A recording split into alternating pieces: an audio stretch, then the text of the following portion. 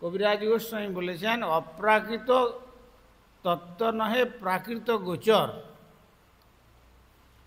বেদ পুরাণেতে ইহা কহে নিরন্তর।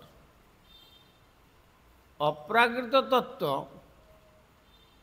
কখনো প্রাকৃত ইন্দ্রিয়ের গোচরীভূত হন না। বেদাদি সমস্ত শাস্ত্রে সেই কথাই বর্ণন করেছেন। এ পর্যন্ত শাস্ত্রে যে সমস্ত কথা অপ্রাকৃত তত্ত্বানুভূতিতে বেদব্যাস আদি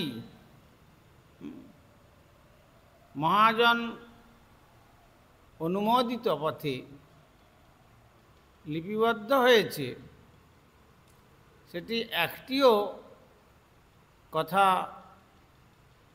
ভ্রান্ত বলে কেউ পরিচয় প্রদান করতে পারে না। বরং প্রাকৃতিক জগতে জ্ঞান, বিদ্যা, বুদ্ধি, বিবেক বিবেচনা করে যা কিছু উপস্থাপনা করেছে, পরপর তা ভ্রান্ত বলে সেগুলি প্রমাণিত হয়েছে জগৎ। যেমন আমরা দেখতে পাই, জন ডল্টনের যে অ্যাটমিক থিওরি, তিনি যখন অ্যাটমকে সর্বশ্রেষ্ঠ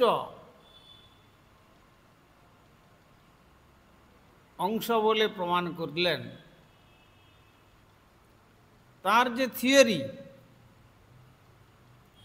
কিছু সময়ের জন্য সত্য বলে প্রমাণিত হয়েছিল,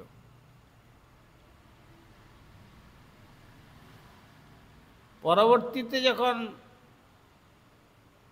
হায়ার মেরিট আবার থিসিস সাবমিট করলো যে না, অ্যাটম থেকেও ইলেকট্রন, প্রোটন, নিউট্রন এই সমস্ত আবিষ্কৃত হলো।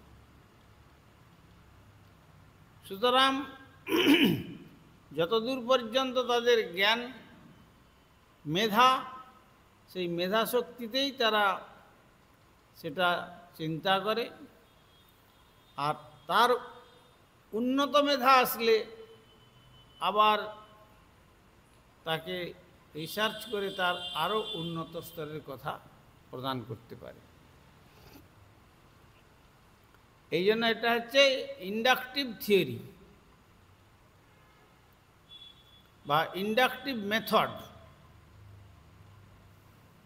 নিজ নিজ চেষ্টার দ্বারা, নিজের যে মানসিকতার দ্বারা, নিজের চিন্তন শক্তির দ্বারা এই সমস্ত কিছু তারা আবিষ্কার করেন বটে, কিন্তু আবিষ্কারের সত্যতা থাকে না।